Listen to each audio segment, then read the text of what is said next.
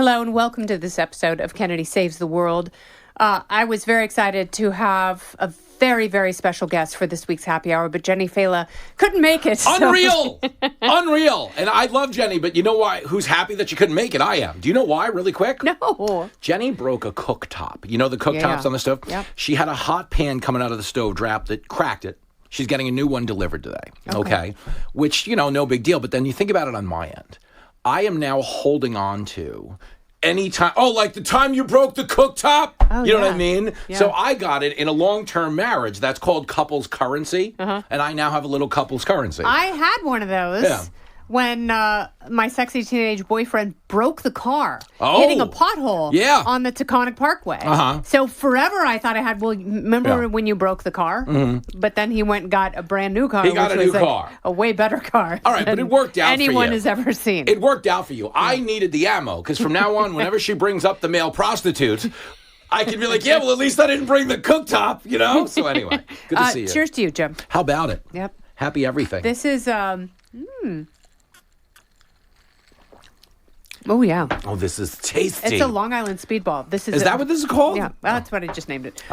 Which actually is probably something else far more nefarious and interesting, but it's smashed watermelon with peach, mango, no fizz green tea Celsius. So it's got an upper component to it. Yeah. With Grey Goose vodka. Now, let me tell everybody something about your drinks, because that's a misleading name, a Long Island Speedball. All of your drinks end with the same name, which is arguing with a parking meter. You know what I mean? This is punching a police horse. I'll have you know, officer, your horse said to come and looked at me.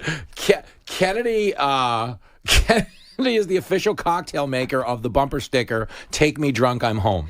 You know that whole thing? You drinking, son? Yeah, you buying? You can hardly taste the Grey Goose. No, this is good stuff. You did it again. Only your liver will know for sure. So, Stephen Colbert, The Late Show is canceled. I know. Oh, is it ever? So, I don't know if you are like me. I mean, you have a late night show. It is a weekly right now. Yep. But you are very much in the middle of the modern day late night wars. I was always fascinated by The Late Shift, which is the book by Bill Carter, which documented the cutthroat competition to replace Johnny Carson after he unceremoniously quit without telling NBC at an upfront, which is where the network meets with its advertisers. And this used to be a really big deal. So Johnny Carson in 1991, met with the advertiser and goes, well, guess what? I'm quitting.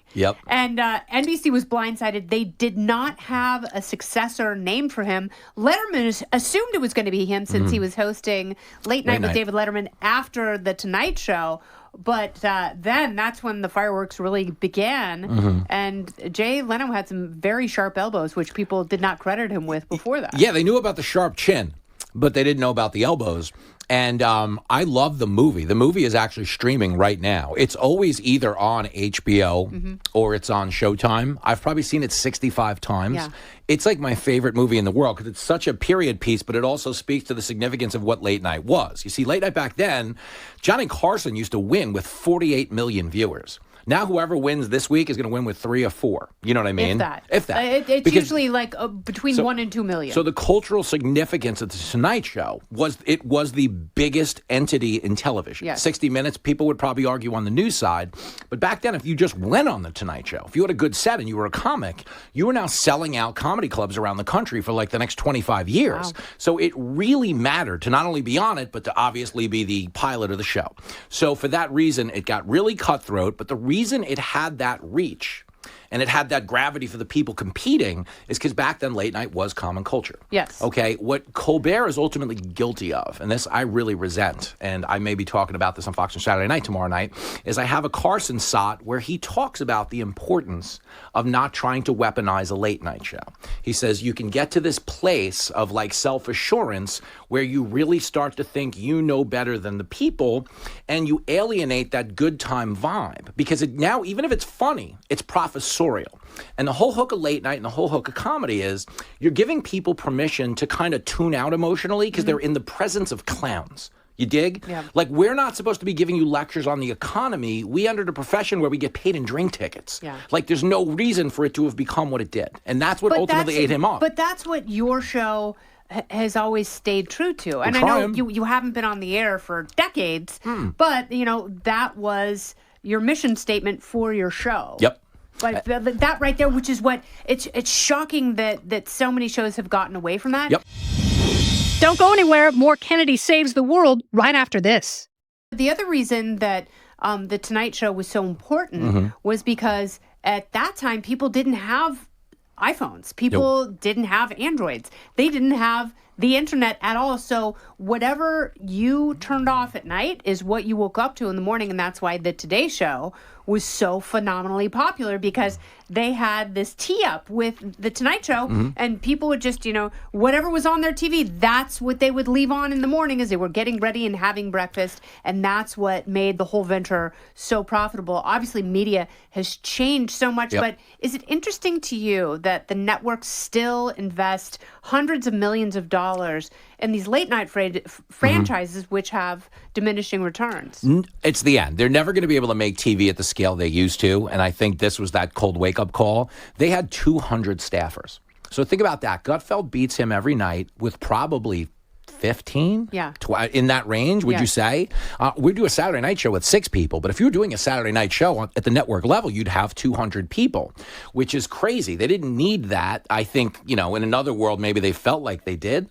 But where they are now is it's impossible to be profitable at that scale because you're not going to get the engagement. If 3 million viewers doesn't justify, like Letterman would have gotten 10 or 12 million viewers when he was on. So that 200 model comes from the Letterman thing he inherited. Yes. But he ran that into the ground. What's interesting to know about Colbert, really quick, is he was going to be canceled his second year on the air because he was tanking, because he was making that transition from the fake Bill O'Reilly character to an actual late night host. Yes. Nobody was buying it. CBS had the Super Bowl that year.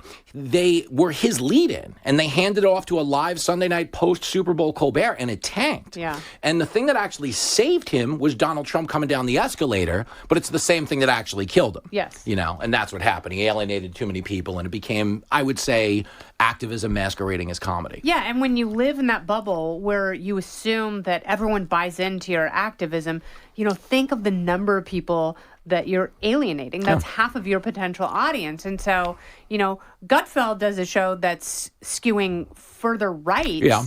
But still has a good time. Like, there's still a joy in that show, and that's why he's beating these other shows. Because, Jimmy Kimmel is guilty of the same thing Colbert has been guilty of. So why wouldn't ABC look at this and go, it's a smarter model? Oh, they're gonna. This is the first domino to fall. Like, if you look, NBC scaled back to Tonight Show. They don't do a Friday. They're only Monday through Thursday. They re-air on Friday. My prediction is they'd probably whack Seth Meyers first. There's nobody watching it. And he really is like an activist.